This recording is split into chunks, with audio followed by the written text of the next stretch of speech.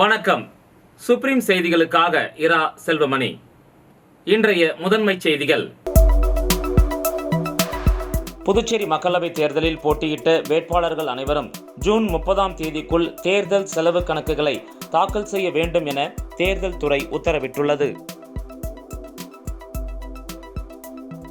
மோடி தேர்தல் பிரச்சாரத்துக்கு தடை விதிக்க கோரி புதுச்சேரி கலெக்டரிடம் பொதுநல அமைப்பினர் மனு அளித்துள்ள சம்பவம் பரபரப்பை ஏற்படுத்தியுள்ளது.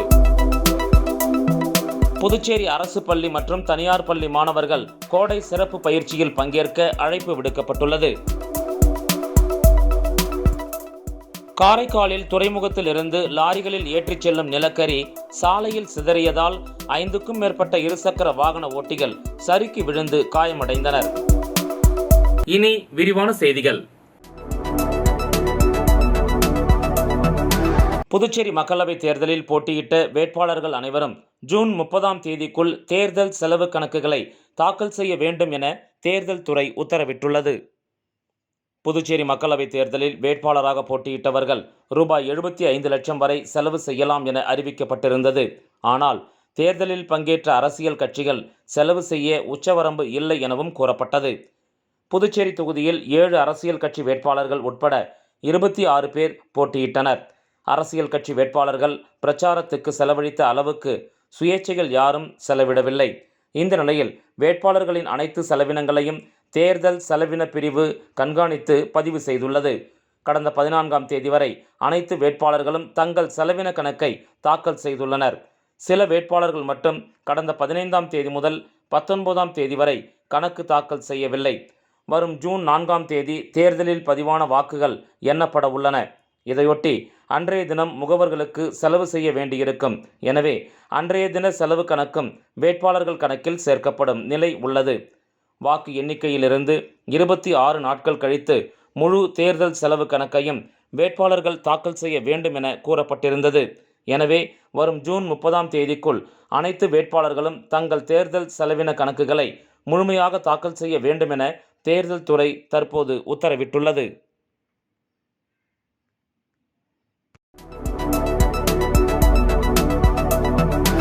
மோடி தேர்தல் பிரச்சாரத்துக்கு தடை விதிக்க கோரி புதுச்சேரி கலெக்டரிடம் பொதுநல அமைப்பினர் மனு அளித்துள்ள சம்பவம் பரபரப்பை ஏற்படுத்தியுள்ளது.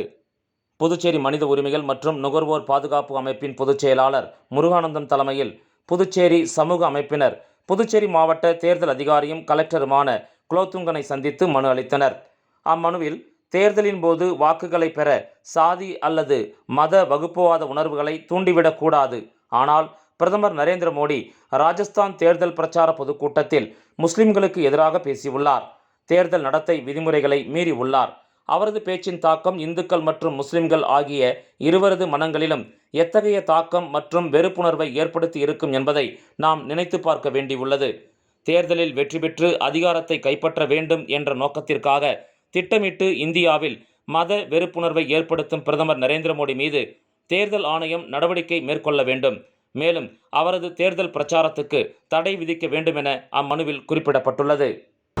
மரியாதைக்குரிய பாரத பிரதமர் மோடி அவர்கள் இந்த நாடாளுமன்ற தேர்தலில் மதவாதத்தை தூண்டும் வகையில், மத கலவரங்களை உண்டாக்கும் வகையில் உள்நோக்கம் கொண்ட பேச்சாக மத வெறுப்பு பிரச்சாரத்தை முன்வைத்திருக்கிறார். ராஜஸ்தானிலே ஒரு பொய்யான தகவலை மத கலவரம் தூண்டும் வகையிலே இஸ்லாமியருக்கும் பெரும்பான்மை இந்து மதத்துக்கும் கலவரத்தை உண்டு செய்யும் வகையிலே ஒரு பொய்யான தகவல்களை பரப்பி வருகிறார். இது மக்கள் பிரதிநிதித்துவ சட்டப்படியும் தேர்தல் விதிமுறைகள் படியும் இது மிகப்பெரிய சட்டத்துக்கு புறம்பானது. இந்த சட்டப்புறமான செயல், உள்நோக்கம் கொண்ட செயல் நாளை மிகப்பெரிய கலவரத்தை இந்த தேசத்திலே, பன்முகத்தன்மை கொண்ட இந்த தேசத்தில் உண்டு பண்ணும் என்பதால் அதை தடுக்க வேண்டும் என்கிற அடிப்படையிலே ஜனநாயக அமைப்புகள், குடிமை சமூகங்கள் இணைந்து அவருக்கு எதிரான ஒரு புகார் மனுவை மாவட்ட ஆட்சியர் தேர்தல் ஆணையத்திற்கு கொடுப்பதற்காக வந்திருக்கிறோம். அதன் அடிப்படையிலே அவர் மீதான நடவடிக்கை, அவர் தொடர்ந்து தேர்தல் பிரச்சாரத்தில் ஈடுபடக்கூடாது. என அவர் நட்சத்திர பேச்சாளராக இருக்கார், பிஜேபியினுடைய நட்சத்திர பேச்சாளர். தேர்தல் பிரச்சாரத்தை ஈடுபடக்கூடாது என தடை விதிக்க வேண்டும், அவர் மீது நடவடிக்கை எடுக்க வேண்டும் என்ற கருத்தை நாங்கள் முன்வைத்திருக்கிறோம். புதுச்சேரி அரசு பள்ளி மற்றும் தனியார் பள்ளி மாணவர்கள் கோடை சிறப்பு பயிற்சியில் பங்கேற்க அழைப்பு விடுக்கப்பட்டுள்ளது. பள்ளிக்கல்வித்துறை இயக்குனர் பிரியதர்ஷினி வெளியிட்டுள்ள செய்திக்குறிப்பில், இந்த ஆண்டு கோடை விடுமுறையை முன்னிட்டு பள்ளிக்கல்வி இயக்ககத்தின் ஜவஹர் சிறுவர் இல்லம் குழந்தைகளுக்காக பரதம், கிராமியம், வாய்ப்பாட்டு, வயலின், வீணை, மிருதங்கம், ஓவியம், கைவினை, கித்தார், கீபோர்டு, ட்ரம்ஸ், கையெழுத்து பயிற்சி ஆகிய கலைகளையும், கேரம், செஸ், இறகுப்பந்து, டேபிள் டென்னிஸ், தேக்வாண்டோ உள்ளிட்ட விளையாட்டுகளையும் கற்பிக்க ஏற்பாடு செய்துள்ளது. இதில் சிறப்பு பயிற்சியில் 6 வயது முதல் 16 வயதுள்ள புதுச்சேரி அரசு மற்றும் தனியார் பள்ளிகளில் பயிலும் மாணவர்கள் கலந்து கொண்டு பயன்பெறலாம். கோடை வகுப்புகள் வரும் மே 2ஆம் தேதி முதல் வரும் மே 31ஆம் தேதி வரை காலை 9:30 மணி முதல் 12:30 மணி வரை நடக்க உள்ளது.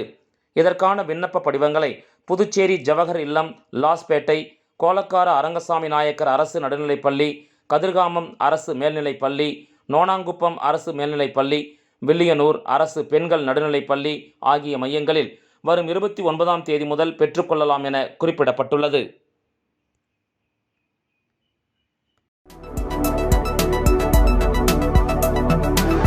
காரைக்காலில் துறைமுகத்தில் இருந்து லாரிகளில் ஏற்றிச் செல்லும் நிலக்கரி சாலையில் சிதறியதால் 5க்கும் மேற்பட்ட இருசக்கர வாகன ஓட்டிகள் சறுக்கி விழுந்து காயமடைந்தனர்.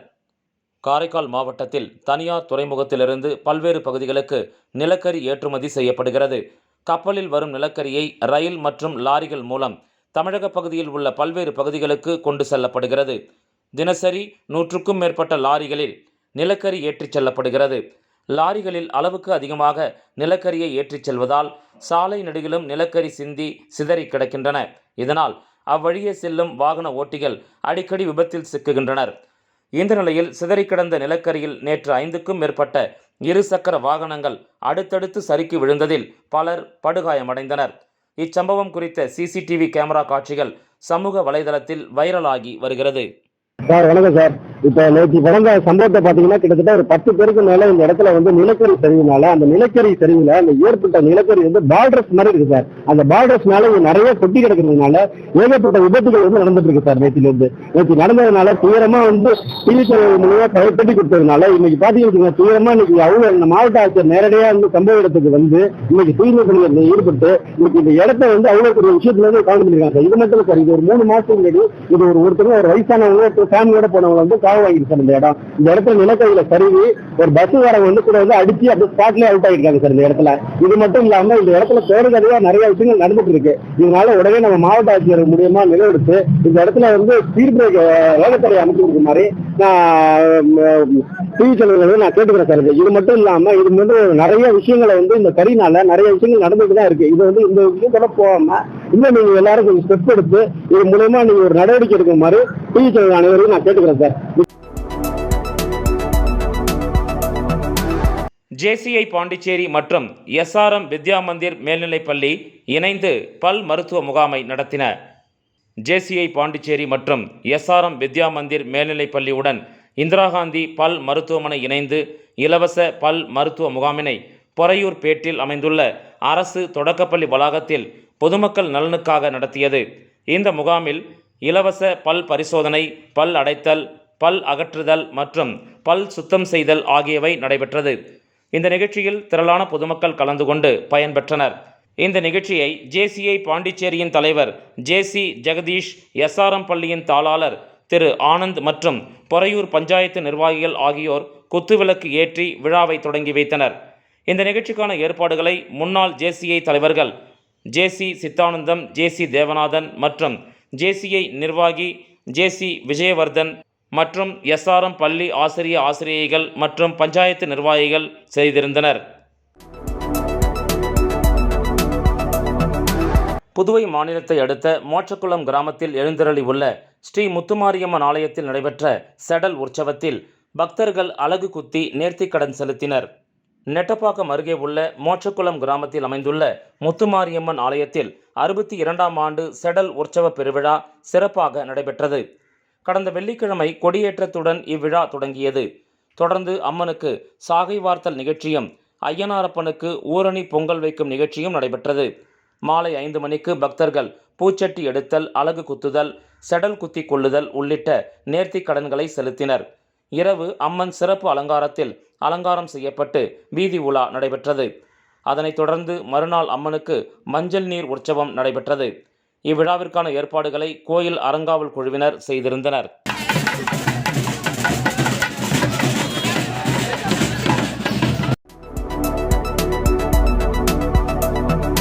புதுச்சேரி வைத்துக்குப்பத்தில் அமைந்துள்ள ஸ்ரீதேவி பூதேவி சமேத ஸ்ரீனிவாச பெருமாள் கோயிலில் நடைபெற்ற திருக்கல்யாண வைபவத்தில் சட்டமன்ற உறுப்பினர் VP ராமலிங்கம் உள்ளிட்ட திரளான பக்தர்கள் கலந்து கொண்டு சாமியை வழிபட்டனர். புதுச்சேரி வைத்திக்குப்பம் செல்வராஜ் செட்டியார் வீதியில் அமைந்துள்ள ஸ்ரீதேவி பூதேவி சமேத ஸ்ரீனிவாச பெருமாள் கோயிலில் கும்பாபிஷேக விழா வெகு விமரிசையாக நடைபெற்றது. இதனை ஒட்டி காலை சுவாமிக்கு அனுகை புண்ணியாக வாசனம், திருமஞ்சனம், முதல் கால ஹோமம், பூர்ணாகுதி, சாற்று முறை, திருப்பள்ளி எழுச்சி, கோபூஜை ஆகியவை நடைபெற்றது. அதனைத் தொடர்ந்து யாத்ரா தானம் நடைபெற்று கலசங்கள் புறப்பாடு நடைபெற்றது. அதனைத் தொடர்ந்து ஸ்ரீதேவி பூதேவி சமேத சீனிவாச பெருமாளுக்கு மகா கும்பாபிஷேக விழா நடைபெற்றது. தொடர்ந்து நேற்று இரவு சுவாமிக்கு திருக்கல்யாண வைபவ விழா நடைபெற்றது. இதில் சிறப்பு விருந்தினராக சட்டமன்ற உறுப்பினர் VP ராமலிங்கம் கலந்து கொண்டு சாமியை வழிபட்டார். அதனைத் தொடர்ந்து அவருக்கு பொன்னாடை போற்றி பூரண கும்ப மரியாதை அளிக்கப்பட்டது. தொடர்ந்து சுவாமிக்கு மகா தீப ஆராதனையும் காட்டப்பட்டது. இதில் திரளான பக்தர்கள் கலந்து கொண்டு சுவாமியை வழிபட்டனர். பின்னர் இந்த திருக்கல்யாண விழாவில் கலந்து கொண்ட அனைவருக்கும் பிரசாதம் வழங்கப்பட்டது. மேலும் இந்த நிகழ்ச்சியில் ராஜ்பவன் தொகுதியின் தேர்தல் பொறுப்பாளர் ஆனந்த கண்ணன், ராஜ்பவன் தொகுதியின் பாஜக தலைவர் நாகராஜன் உள்ளிட்ட நிர்வாகிகள் பலர் கலந்து கொண்டனர். இந்த திருக்கல்யாண நிகழ்ச்சிக்கான ஏற்பாடுகளை குமார், சுந்தரி, செந்தில்குமார், பிரேமா, செல்வராஜ், கோமதி, ஹரிணி, ஸ்ரீ பத்மாவதி, காயத்ரி தேவி, கிருஷ்ணபிரியா மற்றும் அவரது குடும்பத்தினர்கள், உறவினர்கள் சிறப்பாக செய்திருந்தனர்.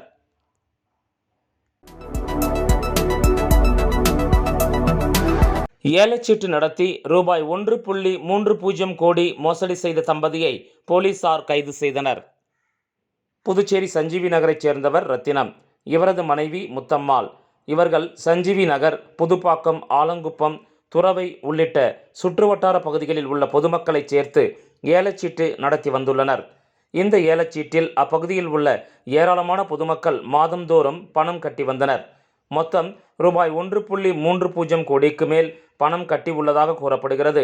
இந்த நிலையில் சீட்டு முடிந்த பிறகும் பலருக்கு பணம் தரப்படவில்லை. இதனால் பாதிக்கப்பட்ட பொதுமக்கள் 60 பேர் கோரிமேடு காவல் நிலையத்தில் புகார் அளித்தனர். அதன் பேரில் போலீசார் வழக்கு பதிந்து விசாரணை மேற்கொண்டனர். மேலும் நேற்று மாலை ரத்தினம், முத்தம்மாள் ஆகியோரை போலீசார் கைது செய்தனர். இருவரையும் புதுச்சேரி நீதிமன்றத்தில் ஆஜர்படுத்தி காலாப்பட்டில் உள்ள மத்திய சிறையில் இன்று அடைத்தனர். விளம்பர இடைவேளைக்கு பிறகு செய்திகள் தொடரும்.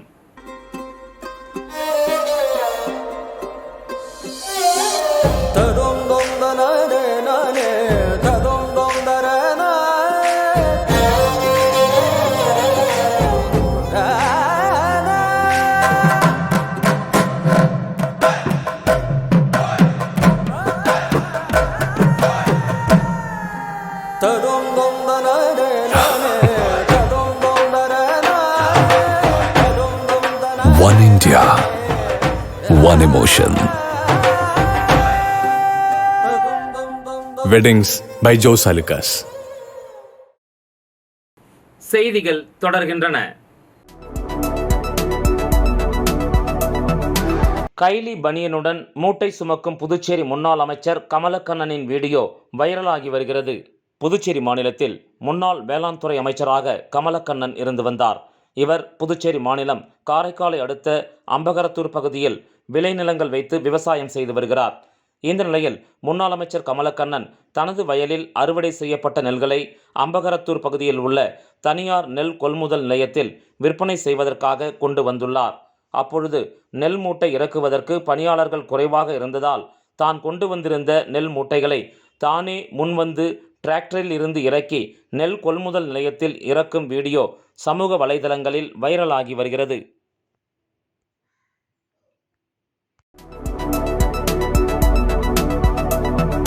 புதுச்சேரியில் இந்திய ரிசர்வ் வங்கி வெளியிட்டுள்ள 14 வகையிலான 10 ரூபாய் நாணயங்களை வாங்க மறுப்பவர்கள் மீது சட்ட நடவடிக்கை எடுக்கப்படும் என அறிவிப்பை கலெக்டர் வெளியிட வேண்டும் என வர்த்தக சபை கோரிக்கை விடுத்துள்ளது.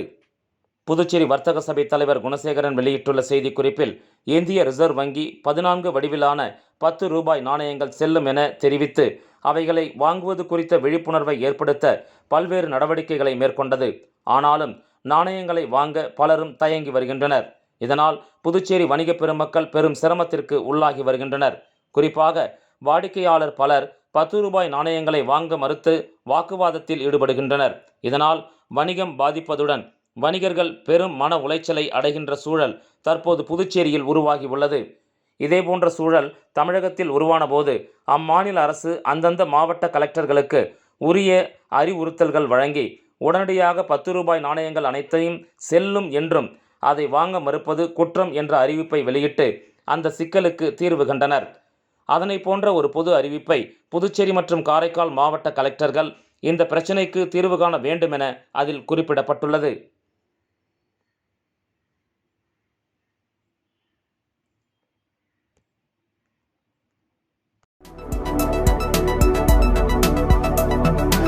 புதுச்சேரி லாஸ்பேட்டை குறிஞ்சிநகர் விரிவில் அமைந்துள்ள ஸ்ரீ கற்பக விநாயகர் மற்றும் ஸ்ரீ ராஜராஜேஸ்வரி அம்மன் ஆலய வருடாந்திர உற்சவம் மற்றும் சித்திரை திருவிழாவை ஒட்டி நடைபெற்ற அம்மன் வீதி உலா புறப்பாடு நிகழ்ச்சியில் lions club of Pondicherry central தலைவர் சப்தகிரி VPS ரமேஷ்குமார் கலந்து கொண்டு சாமியை வழிபட்டார். புதுச்சேரி மாநிலம் லாஸ்பேட்டை குறிஞ்சிநகர் விரிவு மற்றும் ராமன் நகரில் அமைந்துள்ள ஸ்ரீ கற்பக விநாயகர் மற்றும் ஸ்ரீ ராஜராஜேஸ்வரி அம்மன் ஆலய வருடாந்திர உற்சவம் மற்றும் சம்பத்சரா அபிஷேக விழா மற்றும் சித்திரை திருவிழா வெகு விமரிசையாக நடைபெற்று வருகிறது. இதனை ஒட்டி சாமிக்கு வியாழக்கிழமை கணபதி ஹோமம், சிறப்பு அபிஷேகம், ஊரணி பொங்கல் வைத்தல் நிகழ்ச்சி நடைபெற்றது. அதனைத் தொடர்ந்து நேற்று கரகம் புறப்பாடு மாடவீதி வழியாக ஆலயம் வந்தடைந்தது. இதனையடுத்து சாகை வார்த்தல் நிகழ்ச்சி நடைபெற்றது. தொடர்ந்து இரவில் அம்மன் வீதி உலா புறப்பாடு நிகழ்ச்சி நடைபெற்றது. இதில் திரளான பக்தர்கள் கலந்து கொண்டு சாமியை வழிபட்டனர். மேலும் இந்த நிகழ்ச்சியில் சிறப்பு விருந்தினராக lions club of Pondicherry central தலைவர் சப்தகிரி VPS ரமேஷ்குமார் கலந்து கொண்டு சாமியை வழிபட்டார். தொடர்ந்து அவருக்கு ஆலய நிர்வாகமும் அதன் சார்பிலும் மாலை அணிவித்து சிறப்பான முறையில் வரவேற்பு அளிக்கப்பட்டது. பின்னர் நடைபெற்ற அன்னதான விழாவையும் Lions club of Pondicherry central தலைவர் சப்தகிரி VPS ரமேஷ்குமார் தொடங்கி வைத்தார். இந்த அன்னதான விழாவில் சுமார் 500க்கும் மேற்பட்டோருக்கு அன்னதானம் வழங்கப்பட்டது. மேலும் இந்த நிகழ்ச்சியில் குறிஞ்சிநகர் மற்றும் குறிஞ்சிநகர் விரிவை சேர்ந்த ஊர் பொதுமக்கள், இளைஞர்கள், மகளிர்கள் திரளாக கலந்து கொண்டனர்.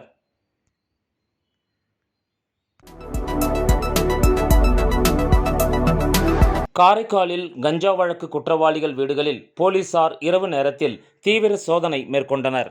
காரைக்கால் மாவட்டத்தில் அண்மை காலமாக கஞ்சா விற்பனை அதிகமாக நடைபெற்று வருகிறது. இதனை தடுக்க மாவட்ட போலீசார் பல்வேறு நடவடிக்கைகளை மேற்கொண்டு வரும் நிலையில் இன்று காவல் கண்காணிப்பாளர் சுப்பிரமணியன் தலைமையில் காரைக்கால் நகர காவல் நிலைய ஆய்வாளர் புருஷோத்தமன் மற்றும் போலீசார் கஞ்சா வழக்கில் கைது செய்யப்பட்ட குற்றவாளியின் வீடுகளில் இரவு நேரத்தில் மோப்ப நாய்களுடன் தீவிர சோதனை மேற்கொண்டனர். அப்பொழுது குற்றவாளிகளின் வீடுகளுக்கு சென்று வீடுகளில் கஞ்சா உள்ளிட்ட போதைப் பொருட்கள் ஏதேனும் இருக்கிறதா என்றும் அந்த குற்றவாளிகளின் நடமாட்டத்தை ஆய்வு செய்தனர். மேலும் கஞ்சா உள்ளிட்ட குற்றச்சம்பவங்களில் ஈடுபட்டால் கடும் நடவடிக்கை எடுக்கப்படும் என்று கஞ்சா குற்றவாளிகளிடம் போலீசார் எச்சரிக்கை விடுத்தனர்.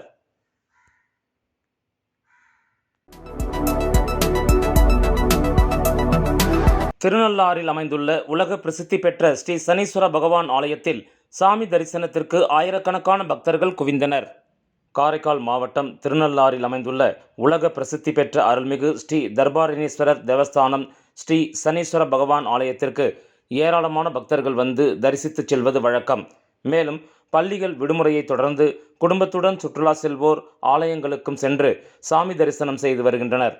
மேலும் சனிக்கிழமையை முன்னிட்டு இன்று அதிகாலை முதலே பல்வேறு மாவட்டங்களில் இருந்து மட்டுமின்றி வெளி மாநில பக்தர்கள் என ஆயிரக்கணக்கானோர் சனீஸ்வர பகவானை தரிசனம் செய்ய வருகை தந்தனர்.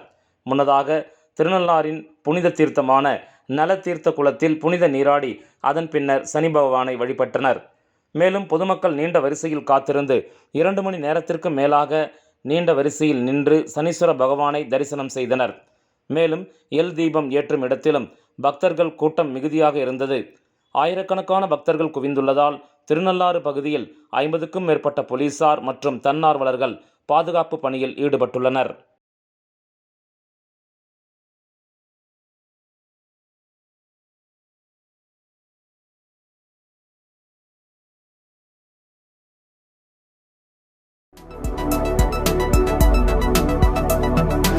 தியாகி அன்சாரி துரைசாமியின் நினைவு தினத்தை ஒட்டி அவரது சிலைக்கு சபாநாயகர் செல்வம் மாலை அணிவித்து மரியாதை செலுத்தினார்.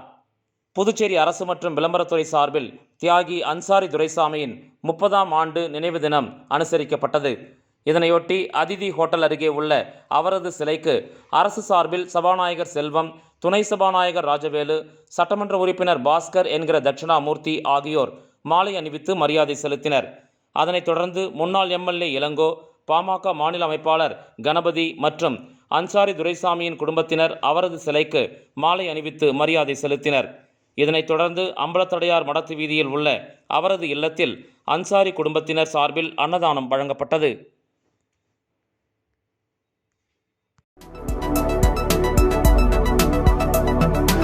கோத்தாரி வித்யா மந்திர் பள்ளியில் சித்ரா பௌர்ணமியை முன்னிட்டு திருவிளக்கு பூஜை நடைபெற்றது. புதுச்சேரி பொன்னகரில் இயங்கி வரும் கோத்தாரி வித்யா மந்திர் பள்ளியில் சித்ரா பௌர்ணமியை முன்னிட்டு சிறப்பு திருவிளக்கு பூஜை ஏற்பாடு செய்யப்பட்டிருந்தது. இந்த விழாவில் 50க்கும் மேற்பட்ட மகளிர் தங்கள் வீட்டிலிருந்து கொண்டு வந்திருந்த குத்து விளக்கை பூஜையில் ஏற்றி வைத்து தங்களது குல தெய்வத்தை வழிபட்டனர். இவ்விழாவிற்கான ஏற்பாடுகளை பள்ளியின் தலைமை ஆசிரியர் கார்த்திகேயன் மற்றும் ஆசிரியைகள் சிறப்பாக செய்திருந்தனர். இந்த நிகழ்ச்சி நிறைவில் அனைவருக்கும் பிரசாதம் வழங்கப்பட்டது. விழாவில் சிறப்பு அழைப்பாளராக பள்ளியின் மேலாண் இயக்குனர் பங்கஜ் கோத்தாரி, திருமதி ராதிகா கோத்தாரி ஆகியோர் கலந்து கொண்டு விழாவை சிறப்பித்தனர். மீண்டும் முதன்மை செய்திகள். புதுச்சேரி மக்களவைத் தேர்தலில் போட்டியிட்ட வேட்பாளர்கள் அனைவரும் ஜூன் 30ஆம் தேதிக்குள் தேர்தல் செலவு கணக்குகளை தாக்கல் செய்ய வேண்டும் என தேர்தல் துறை உத்தரவிட்டுள்ளது. மோடி தேர்தல் பிரச்சாரத்துக்கு தடை விதிக்க கோரி புதுச்சேரி கலெக்டரிடம் பொதுநல அமைப்பினர் மனு அளித்துள்ள சம்பவம் பரபரப்பை ஏற்படுத்தியுள்ளது. புதுச்சேரி அரசு பள்ளி மற்றும் தனியார் பள்ளி மாணவர்கள் கோடை சிறப்பு பயிற்சியில் பங்கேற்க அழைப்பு விடுக்கப்பட்டுள்ளது. காரைக்காலில் துறைமுகத்தில் இருந்து லாரிகளில் ஏற்றிச் செல்லும் நிலக்கரி சாலையில் சிதறியதால் 5க்கும் மேற்பட்ட இருசக்கர வாகன ஓட்டிகள் சறுக்கி விழுந்து காயமடைந்தனர். இந்த செய்தி அறிக்கை இத்துடன் நிறைவு பெறுகிறது. வணக்கம்.